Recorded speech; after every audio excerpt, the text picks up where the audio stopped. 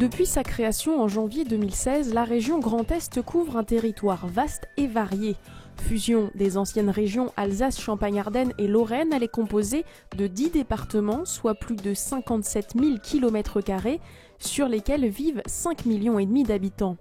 Lors de la 71e foire de Châlons en Champagne, le Césaire Grand Est a proposé un temps de débat et de réflexion autour de l'égalité territoriale sur cet espace, une question importante pour le Conseil économique, social et environnemental régional. Depuis qu'elle a été créée, cette région, on s'aperçoit qu'elle est surtout constituée de fractures plus que de territoires. Mais quoi qu'il en soit, même si cette diversité doit persister entre les différents territoires, qu'ils soient ruraux, qu'ils soient urbains, il faut faire en sorte que les populations s'y sentent bien, quelle que soit la typologie des territoires et ce que veut faire la population qui a investi un tel ou tel territoire. Et qu'elle n'ait pas en tout cas envie d'en partir parce qu'il n'y a plus de services publics, parce qu'il s'y passe de la violence, parce qu'il y a beaucoup de pauvreté, parce qu'il y a peu de cadres dans certains secteurs. Et là, je parle globalement de la diversité des territoires. Premier enjeu identifié par la région, la fracture numérique, d'où un dispositif destiné à soutenir le déploiement du haut débit sur tout le Grand Est. Comment voulez-vous qu'un chef d'entreprise aille installer son entreprise là où il n'y a pas de numérique, là où il n'y a pas de transport? Donc il n'ira jamais. La nécessité de faire en sorte de doter la région d'un réseau d'infrastructures physiques ou numériques de qualité pour permettre demain aux chefs d'entreprise d'entreprendre partout sur le territoire. Ça, c'est une exigence, c'est une aspiration et c'est sur quoi la région Grand Est s'est engagée. Zone blanche en téléphonie mobile, accessibilité et transport en commun, désertification médicale, autant de difficultés dans certaines zones qui retiennent l'attention des intervenants. Mais pour le commissaire général à l'égalité des territoires, l'objectif principal est une certaine équité. Alors pour moi déjà, on n'est pas là pour faire l'égalité des territoires, on est là pour faire... Pour réduire les déséquilibres les plus criants. On est là pour faire en sorte que les territoires fragiles, qu'il s'agisse de territoires ruraux ou de territoires urbains, dans lesquels il y a la plus grande concentration de pauvreté, soient des territoires sur lesquels on porte une attention particulière et dans lesquels on arrive, par l'action publique, à résorber cette importance de la pauvreté. Progresser vers plus d'équité, c'est-à-dire faire en sorte que chaque territoire ait sa chance dans l'avenir et la possibilité de mobiliser les acteurs de son environnement proche pour construire des projets de territoire et faire en sorte que ces projets de territoire tirent les territoires vers le haut. En effet, élus, collectivités, monde économique, associatif et citoyens, d'après les intervenants du colloque, tous ces acteurs doivent donc s'impliquer en priorité. Et la condition, c'est de cesser d'attendre tout du niveau du dessus. C'est que les acteurs économiques locaux, les élus locaux, que tout le monde monte ensemble des projets. Et que le niveau du dessus, que ce soit les conseils régionaux, les conseils départementaux, l'Union européenne, l'État français, viennent aider ceux qui portent des projets. Mais on n'a jamais sauvé un territoire et redressé la situation d'un territoire sans les acteurs locaux. Et tous les projets sont nécessaires.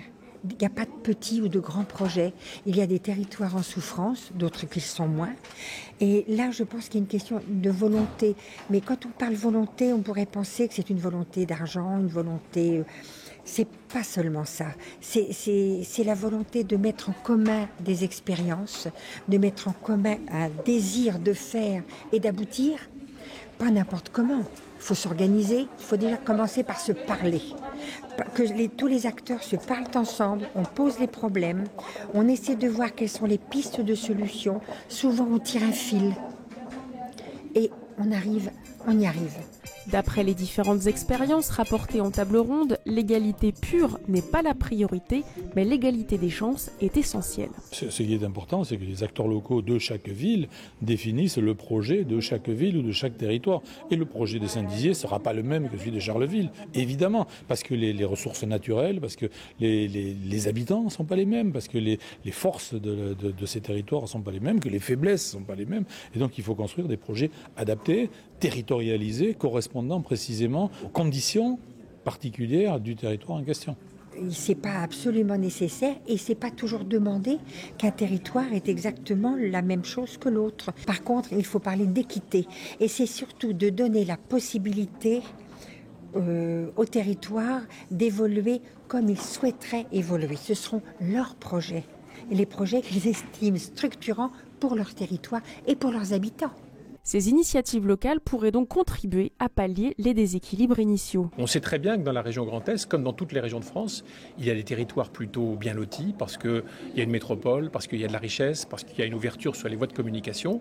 Et puis on a aussi des territoires plus reculés qui souffrent de se sentir un peu abandonnés. À nous de créer ces liens entre les uns et les autres, à nous de permettre, notamment aux territoires ruraux, d'avoir des projets qui donnent espoir aux habitants. Il y a toujours eu des territoires qui montent, des territoires qui descendent, c'est la vie en quelque sorte. Donc je prône l'alliance des territoires, c'est-à-dire au lieu de se stigmatiser, de dire la ville c'est ceci, c'est cela, les dernières cartes le montrent, la plupart des grandes concentrations de pauvres sont en ville.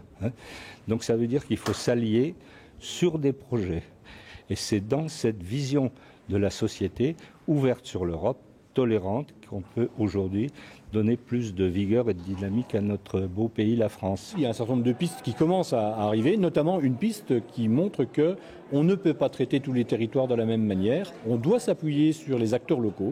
On doit non seulement soutenir les acteurs locaux, mais inciter à ce qu'il y ait des initiatives qui remontent du terrain.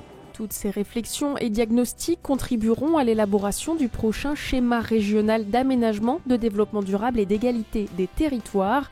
Il sera rédigé courant 2018 pour une adoption par le Conseil régional durant l'été 2019.